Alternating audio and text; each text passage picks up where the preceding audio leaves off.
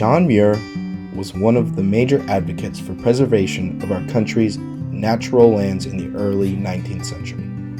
Hailing originally from Scotland and then growing up in Wisconsin, Muir would be known for his work to push the protection of what he called the temples of nature. Up to this point, American society was focused on economic growth coming off the backside of the Industrial Revolution. Nature reserves were not on people's minds at this time. Up to this point, the first national park had been established in Yellowstone, Wyoming in 1872. However, this was just one park.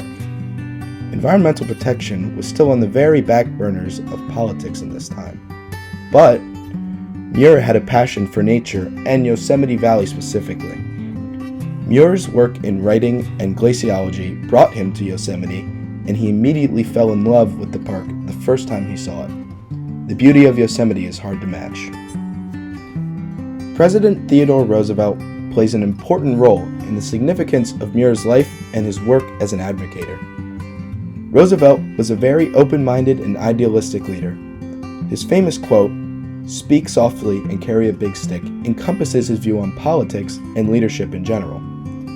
Without Roosevelt as president, Muir's ideas could have never been put into action. The influence in government that Roosevelt had as a chief executive was the only way lands could be set aside for preservation.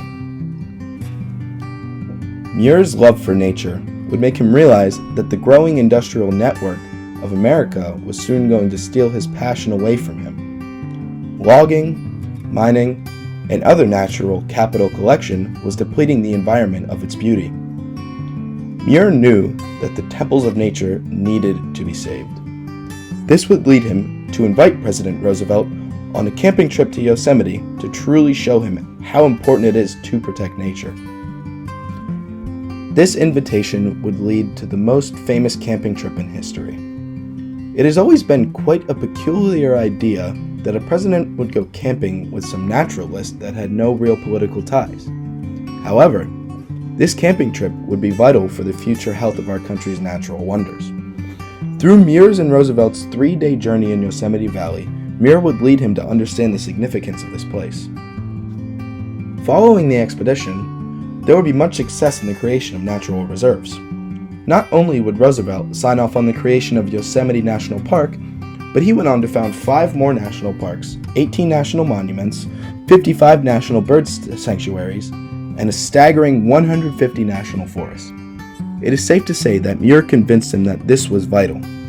Additionally, Roosevelt would create and sign into action the Antiquities Act. This acted as a sort of pre-National Park Service. The NPS would not be founded until President Woodrow Wilson under the Organic Act. The legend of John Muir and his camping trip with Roosevelt will never be forgotten.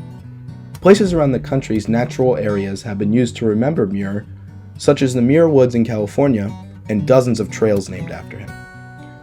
Without the passion and driven spirit that Muir had in protecting the natural world, who knows what the state of our country would be now? Muir not only helped protect natural beauty, but likely also saved our country from overexploitation of natural resources. Muir set a precedent that will drive us as a nation as long as there is land to protect.